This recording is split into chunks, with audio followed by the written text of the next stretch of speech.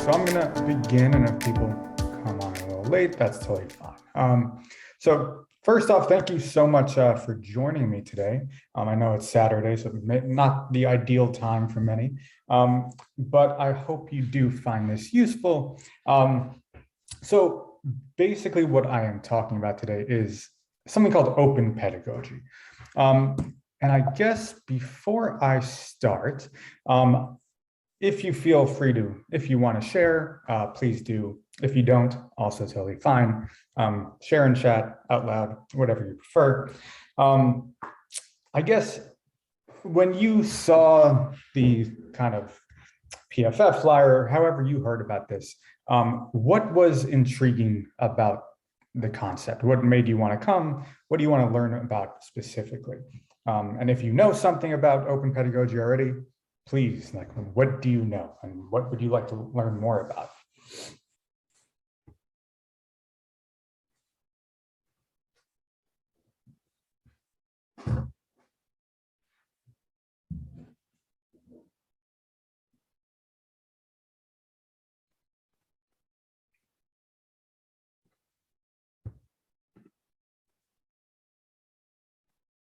And if not, again, totally fine, no pressure. Got it. So Beth says how it is different from the norm, how it allows students a voice. Okay, so that is, I think this is actually a very good technique for giving students a voice. So I will come back to that part at the end of the webinar, and you tell me if I've kind of answered that for you. So basically, just want to give you my plan for today. Basically, I want to define the problem that open pedagogy tries to solve, give you an overview of what it is. And I really want to highlight how unique this approach is, even though there's a layer of like common sense to it, but it is really a unique approach to education, even though it probably shouldn't be.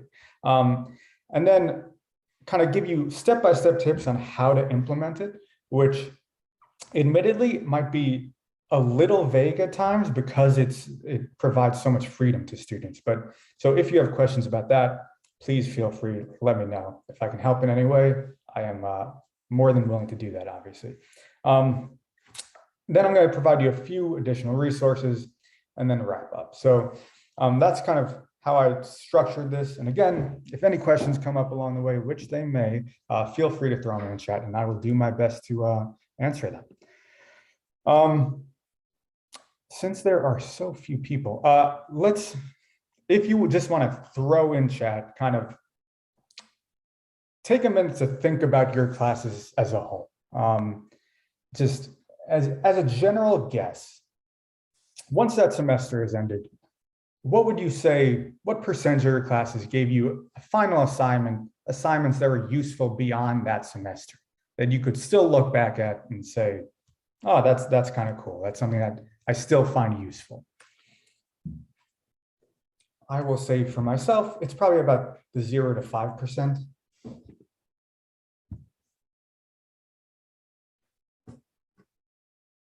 Five.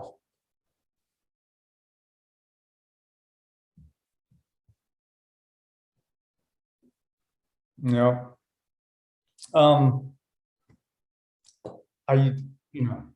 I think once I remember a paper I made in high school about Joseph Campbell, and I've read that every once in a while, but that's for my own kind of personal interest.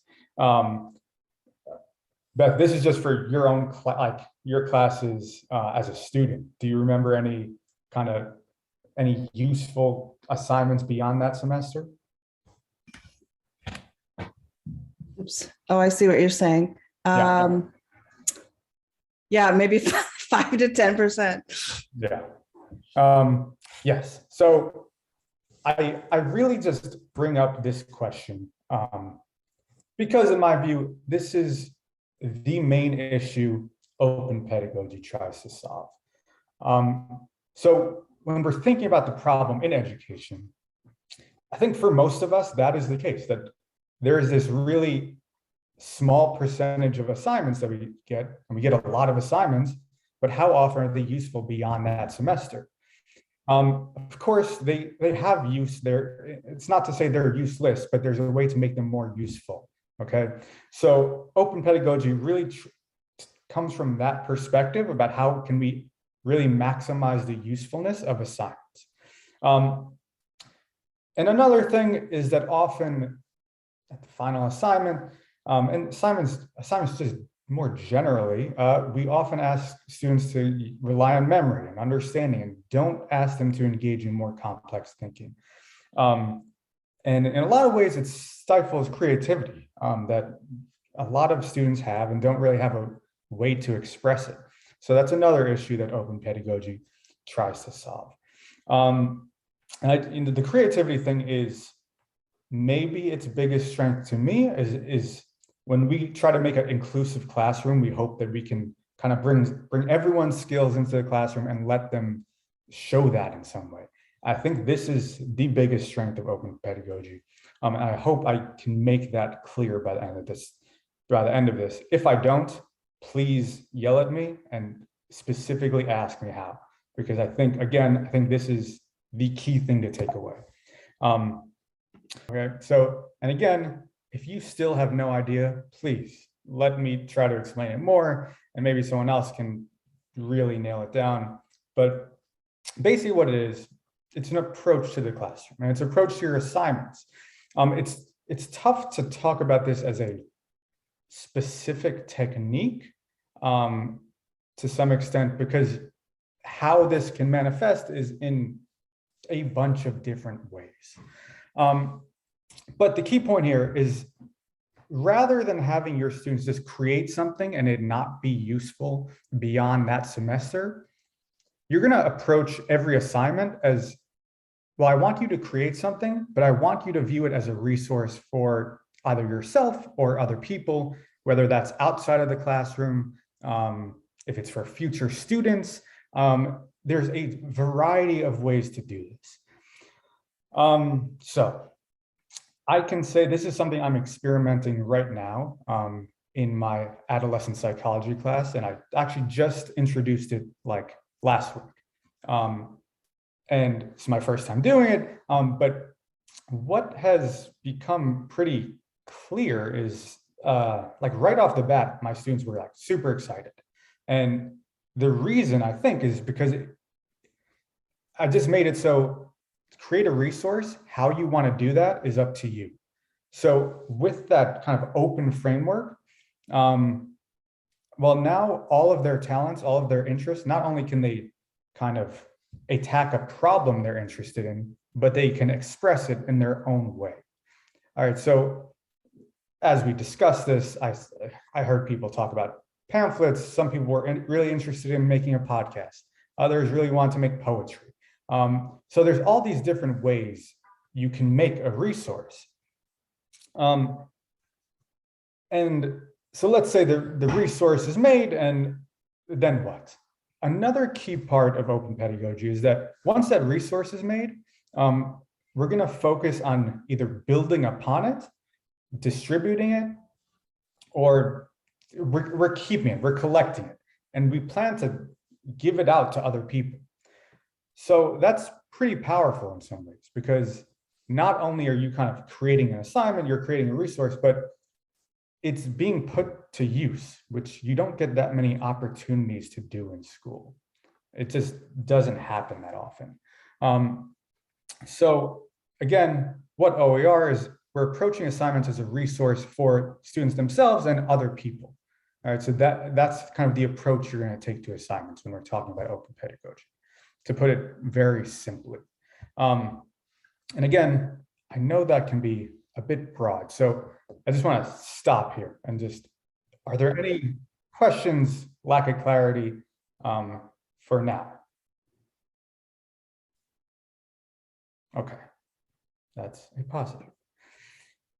Okay, so we talked about what OER is, and I just, the reason why this can be a really powerful tool is you're doing a few things by changing your approach to the assignments here.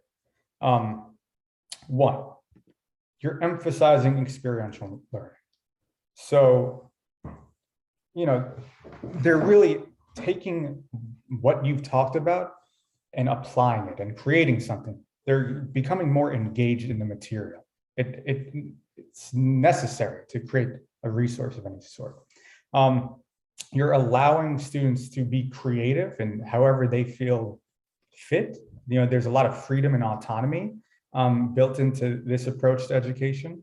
The cool thing is that if you do this enough, you're going to have this whole library of resources that, because again, after every semester, you're going to keep what was made and maybe distribute it if you're given consent by the students. So if you do it enough, you're going to have this long kind of laundry list of and collection of student resources. And I'm sure some of those will be very helpful to outside institutions. So imagine if you're a student and you're a freshman in college and you're just kind of very used to papers and tests, but then all of a sudden you come into a classroom and say, I want you to create something for the elementary school nearby, like something that will help kids get through depression or whatever it is. Well, now there's another level of meaning to what you're doing as well. So all of these things, just by changing the goal of the assignments in your classroom, you can get all of these benefits. And I can just say, from my initial approach with this, my initial kind of introducing this to my students, they seem very, very excited. So like, I just showed it to them, what's it, Saturday? I just talked to them about it on Thursday. And I already have people kind of emailing me ideas and wanting me to read what they have. It's not really because I'm a good teacher. They seem very excited about this because there's inherent meaning to it. They feel more attached. So far, so good. And I think there's some evidence behind this approach being effective. And just again, so what we're looking at here, this is Bloom's taxonomy, and it's just a way to understand different types of learning, right? So also just so often when you think of like a final assignment, what ends up happening is you're asking people to remember, understand something. And again, there is use to this.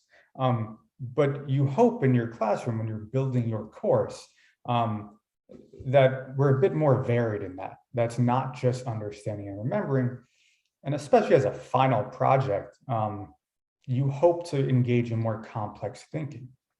So if you take the approach that we're going to do, an open pedagogy approach, well, you're going to engage in creative kind of creation up here, creating, evaluating, analyzing. These things are kind of necessary to create a resource that's valuable.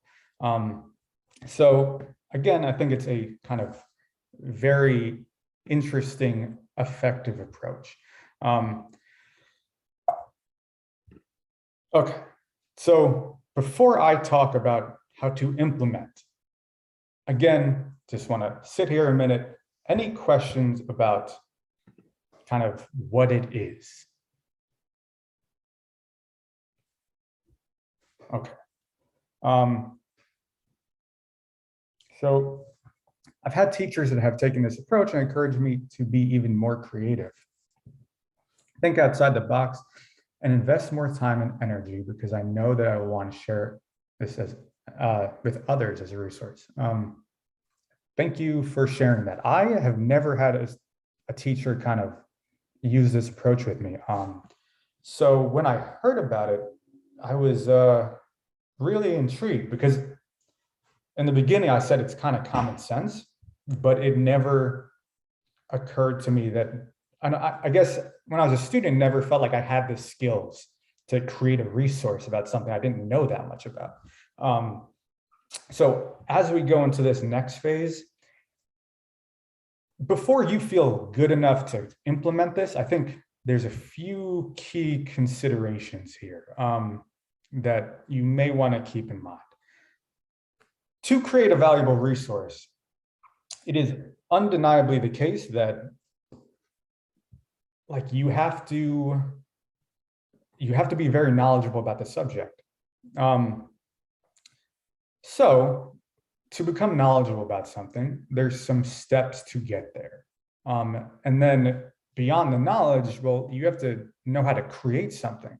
And that's so if I'm asking students to create a flyer, for example, well, in a psychology class, that's not really part of anything I've ever had to think about before. So all of this is to say, so much, if you wanted to take an open pedagogy approach, I think what's become clear to me is that so much of your class, especially on the front end, has to be developing certain skills and developing abilities. So it becomes heavy on the scaffolding. And that's sometimes you don't have time to do all that research on your own. So it's something to think about before you dive into this. I know for me, right off the bat, students are asking how can I make a podcast? How can I make a video? And I have no idea. I have no idea how to do this stuff. So it sent me kind of in a semester that I'm already kind of, struggling with because I had to make all these new classes. It's added these extra layers to become knowledgeable about. So it does take some real preparation on your part to be able to handle student questions about the creation of the resource. That's one. Number two, I always think rubrics are a valuable tool to provide students, but if you are going to allow such creativity, you have to think of a resource that is kind of capable of being specific enough to be really helpful for students, but also broad enough to kind of capture the various ways this project can manifest. So that's another consideration. All of this is to say, there are some considerations before you jump in. It's a great idea, but it takes you have to be kind of very willing to learn some additional stuff beyond what you know before you dive in. So the first thing I would say when we're talking about any of this is, give me 1 second, sorry about that. Sorry, my chat is, I cannot move the chat. I can read the question for you if you want, Noah. Please, yeah. Jeannie, I hope I'm pronouncing that correctly, asks, is there a scholar that you would recommend to do some reading on to further understand this approach and potentially use it as a part of a research paper? Awesome. Thank you so much for asking. Researching this has been, it's been a bit tough, to be honest. I have some resources at the end of the slides that I think are pretty helpful. So there's a bunch of resources that should be helpful in that. If they're not, please let me know and I can continue searching. But at the very end of the presentation, I think there's about 3 to 4 additional resources that you can look at to learn a bit more. And hopefully, as I go through this step-by-step approach, you may be able to get a better grasp of what's being discussed.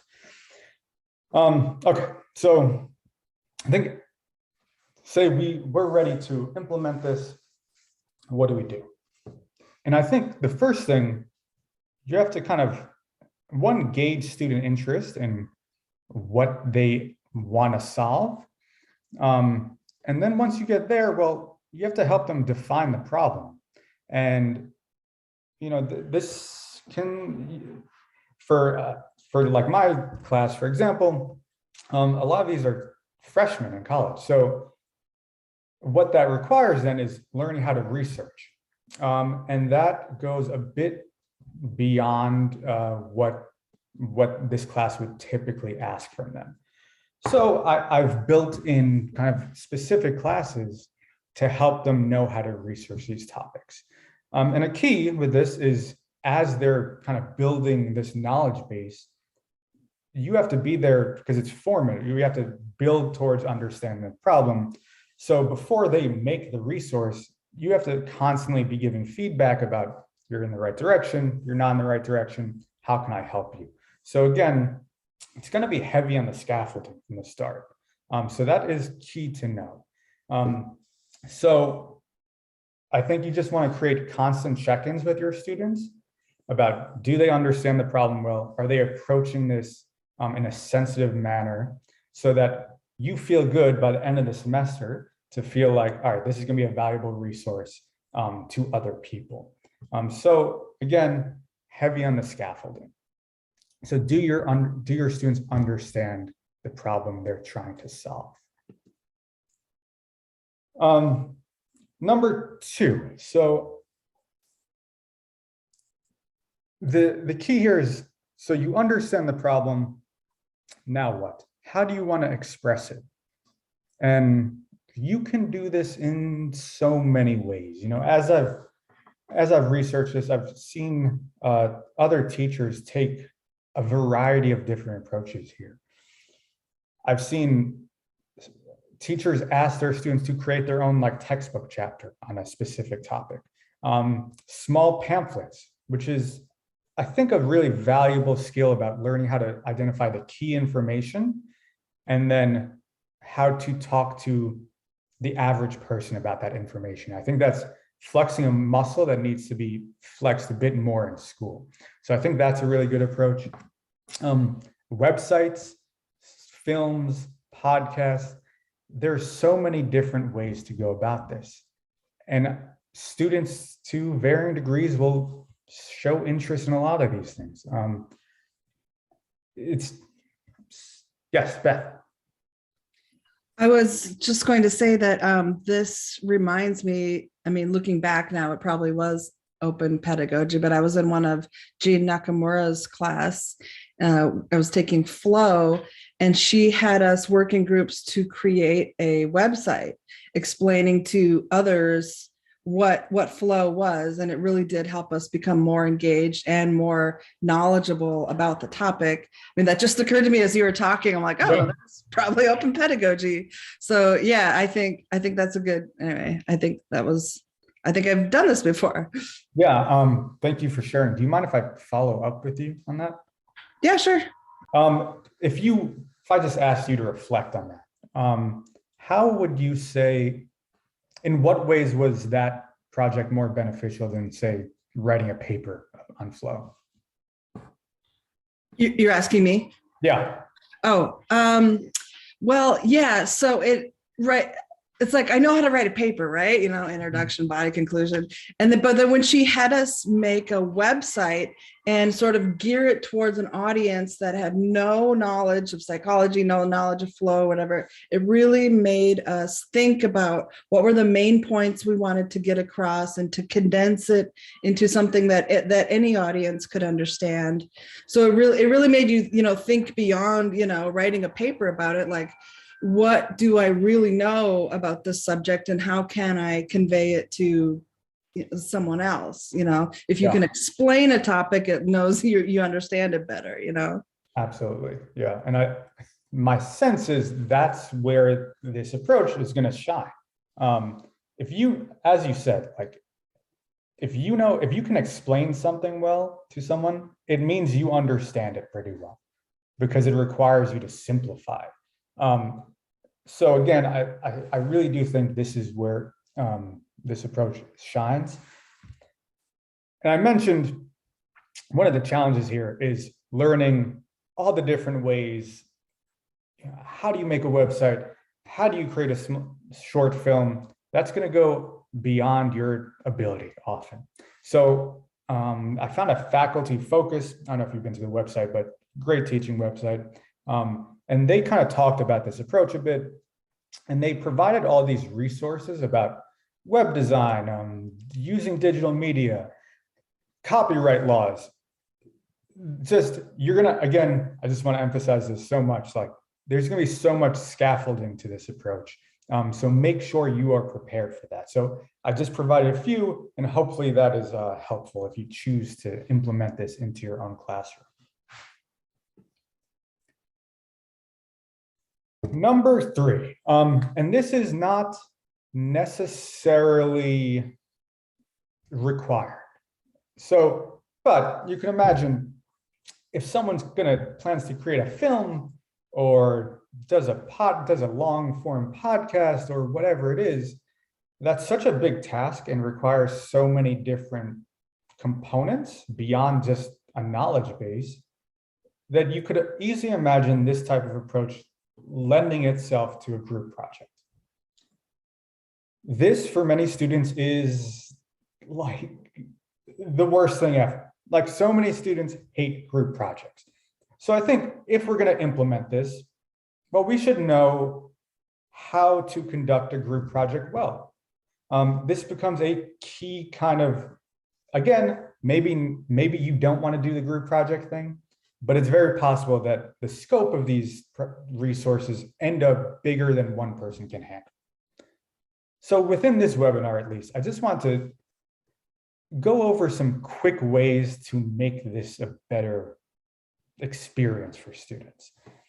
So I'm going to go over a few quick things, but in chat, I shared a document that PFF made regarding group projects. I can't suggest this highly enough. Before I mean, I've always hated group projects, but then I took the PFF class. This is not like propaganda on my part, but I took the PFF class, and we kind of discussed better ways to do group work.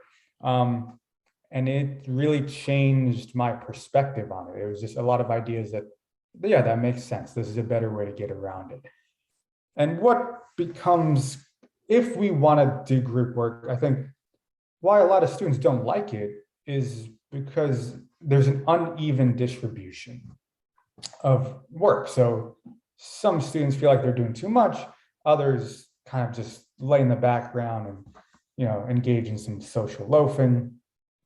And then there's some approaches that will have students almost put against each other, like grading each other, which can create a weird dynamic.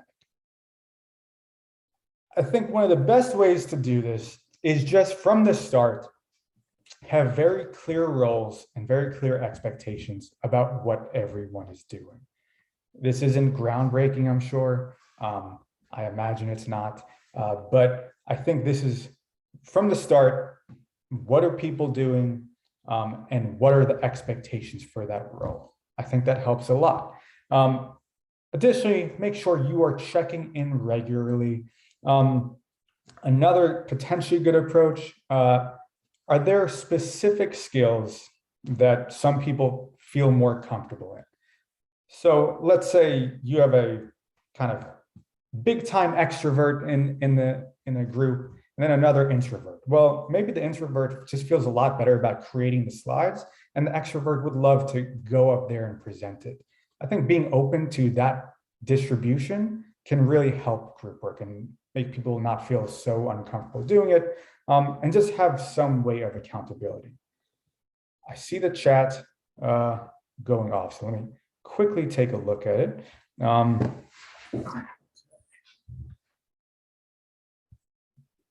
Okay, great. Does anyone want to talk about their kind of attempts to make group work more tolerable for students? Because there seems to be very mixed opinions on it when I bring it up. Some people are completely horrified by it.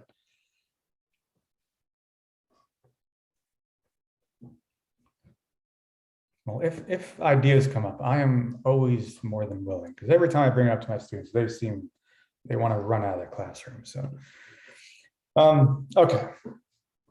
So, step 4. So we presented the problem. We've thought about the different ways we can express it. And then next, again, the best part of this is the creativity it allows students to engage. I don't even know the limit to this, but some things that came to mind, and I mentioned it before, podcasts, presentations, allowing students to make their own textbooks, short films, websites. Please, this is where would love to hear from anyone else. What are other ways, what are other resources you can think of that may be helpful? because I am looking for as many ideas as I can get. But the natural flexibility of open pedagogy is just what is so appealing about it. Poetry, whatever it is, like there's just a way, the flexibility within this approach is just quite incredible in my opinion. Beth hates group work. Yeah, I kind of hated it too. Not gonna lie. But there's ways to make it better.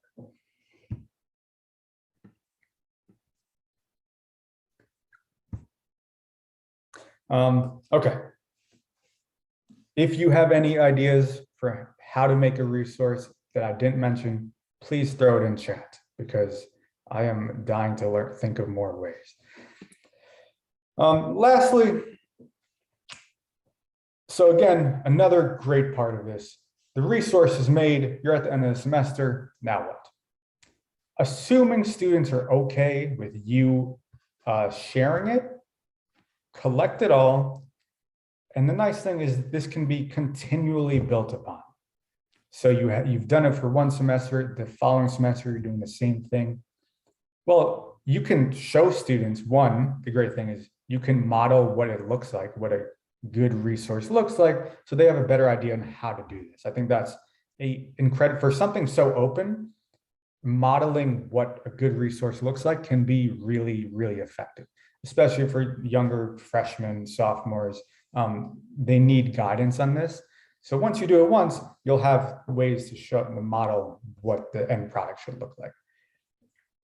Second, I don't know if you've heard of a gallery walk, but at the end of the semester, you could imagine we have all these resources. We can kind of post it, like place it, I guess place it, depends what it is. There's so many different ways, but you can have it all around the classroom and you can spend the week or a class, whatever it is, going around and seeing everyone's resource. And that's a very kind of cool way to feel like your work's appreciated and see what other people made. Also, I'm not going to assume that this is it could be a goal, and it's probably a lofty expectation. But some students are going to make things that are so cool and so valuable that you are really going to you feel like it shouldn't just be within your classroom, right? It should be within the hands of an administrator at a school. And that is, I imagine from the student perspective, that would be one of the coolest things. Like if I was a student, kind of thought, I feel like I don't know that much about it, but you hear from your teacher, this is so good. Like, do you mind if I share it with people that actually need to know this information? That can really transform your ideas about yourself if you have that experience. So be open to that and think about, well, all right, my students are approaching topics X, Y, and Z. What are some outside institutions that may find value in this? And I think that's, anytime you had for me at least, anytime I had a teacher talk to me and say, that was really good what you made, it changed how I felt about myself. And with this resource, with this approach to education, you're really providing students an opportunity to showcase their talents. And I think for a lot of students, they'll find it meaningful, but it also can, once they see what they're capable of, it can really transform their kind of idea of their own self-efficacy. And that's, I would definitely suggest like having in mind some places, some outside institutions that may find this information valuable.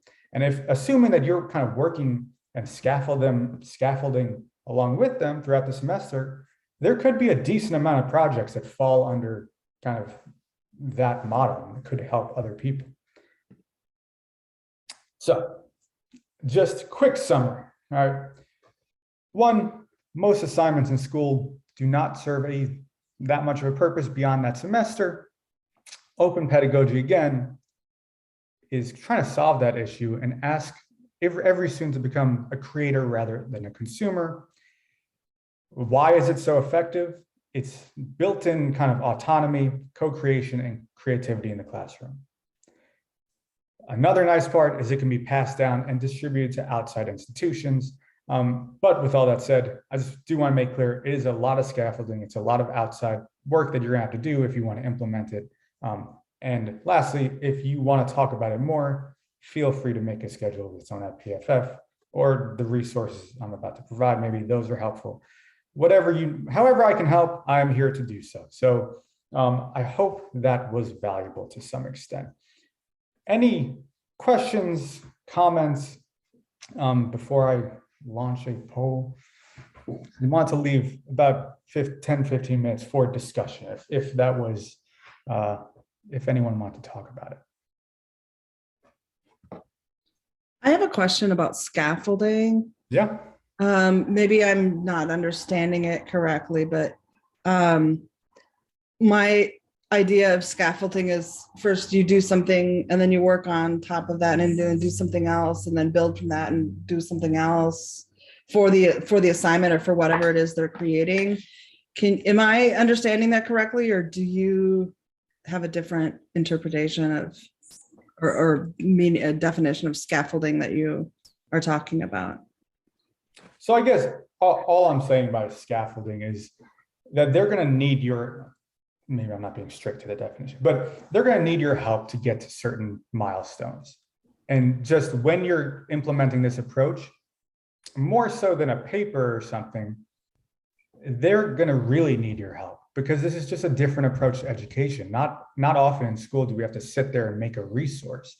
Mm-hmm. So keep in mind, like, if I'm asking someone to do something they haven't done, well, now my role as an educator changes a little, because now I have to really keep in mind they're going to have all these different questions that they may not have usually had. So be prepared for that kind of workload increase to some extent. Okay, gotcha.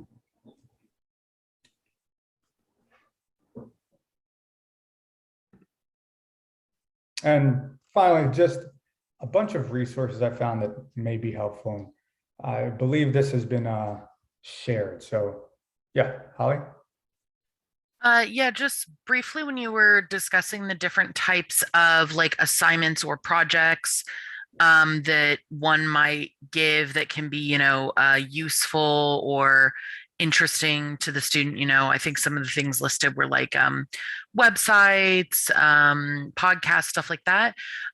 One thing I did that it wasn't any specific one thing, but one thing that a professor did that I think is one of the best assignments I've ever had a professor give me was I took a disability studies class where the professor said, for your final, you get to pick what it is. I mean, you have to meet with me and have me accept it, but you pick what it is. You just have to apply something you've learned in disability studies, like a specific theory, a specific time period, a specific application to your project. So some people chose, I think one person actually wrote a theater piece, which was interesting. A couple people did papers.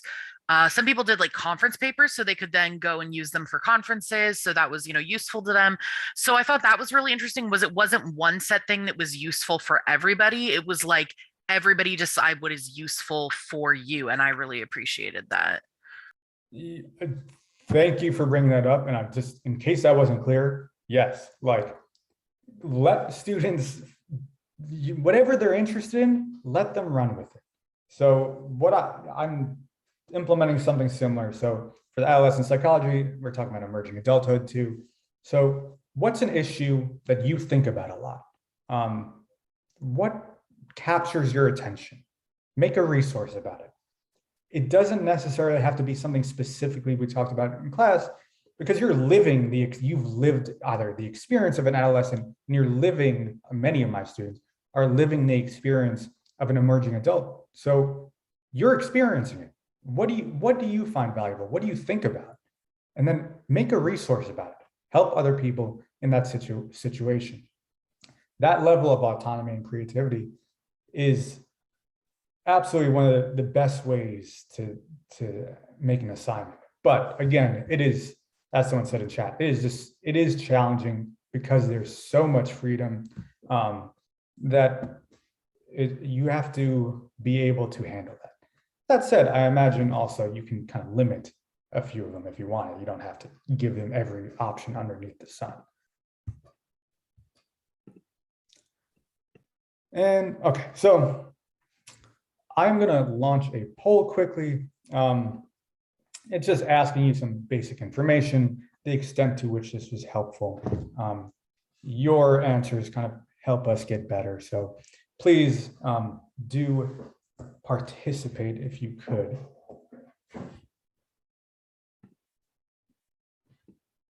And if you'd like to make an appointment with us to talk about this more, I would be more than happy to do that. And you can stay in contact with us in a variety of ways. So I'll leave this up. So I would definitely suggest the LinkedIn group for some opportunities regarding teaching, and then our blogs. And also we have a few more webinars coming up quite soon. So I do hope to see you then. A few more comments. Okay, so how do we collaborate with community-based organizations and universities to create these long-term projects? Great question. I don't have the answer to that yet. But if Sorry, those were more like, I didn't want to interrupt your flow, so I was just sharing thoughts and questions that were popping up. So as a community-based partner, because I work with schools across LAUSD and Englewood District, the things that you were sharing just brought in a lot of ideas or questions or wonderings in regards to how schools, given the capacity that they have, the limited capacity that a lot of educators have, like how do we think more strategically about leveraging the resources around us to bring in and inform some of these projects, because sometimes teachers don't take these approaches because it's so time consuming and so like energy consuming sometimes. So how are we leveraging those like universities, the CBOs around schools to really like think outside the box and create these projects with support and with more of a like village like approach. And then I also like thought of, as you were talking about how projects build on each other, I was just like, man, it would be so great if teachers across subjects could also collaborate on a project. And that way a student is learning about a topic through different lenses, almost like in CGU, we have these transdisciplinary classes. So I was just like, man, that would be so awesome for educators to take that approach to curriculum.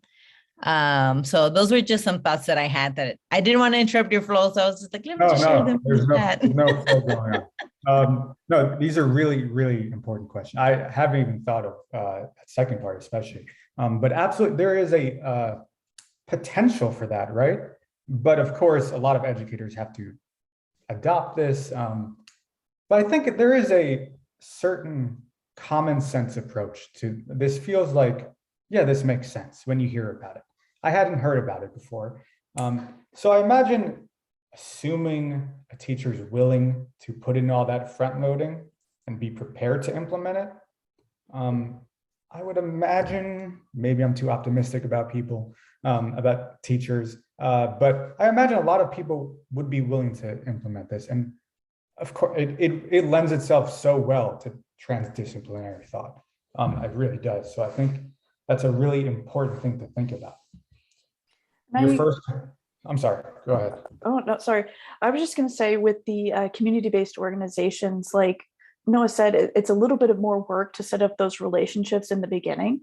But once you do, the payoff just continues, and once that they're set up, they benefit both the community organization and the class and the students getting to connect, and potentially leads to jobs after graduation.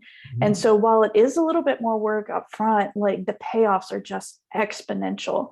So if faculty can set aside that time to, network and set up those and it can just be a little, like maybe one a semester, right? And just add until you have a great portfolio and this great network. And then again, the results are just exponential of what the students get out of it, what the class gets out of it overall. And then it benefits the university too, right? With those connections. So I completely agree. I've done a bit of community-based organization work myself, and those can be so beneficial for everyone. So yeah, just echoing that.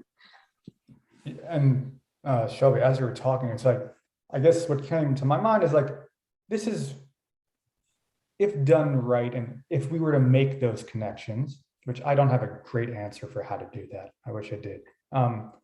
But that is kind of what you hope education to be. And like that, education at its best should be that. So I think this approach is one way to just enhance education. And I will let you know how it goes for me, but so far so good. And I just want to thank Shelby introduced this to me. I had no idea what it was. And then I researched it, and it's very cool. Like, I think it's an awesome approach to education. And I think this, compared to a lot of other improvements that you make to, your courses, it can be just small steps, a bit at a time. So it's not completely overwhelming, right? Just little changes each semester. And then before you know it, you have something that's just amazing that you can offer students. So don't be completely overwhelmed by it, but just, a couple things each semester, and before you know it, it'll be something really amazing and unique that you can share, and then share with your colleagues, right? And then you've got something set up that your whole department can latch onto. Mm-hmm. Yeah. Okay. That is all I have. Enjoy the rest of your Saturday. I will still be on though if you want to hang out. But thank you for attending on a Saturday, and I hope it was useful.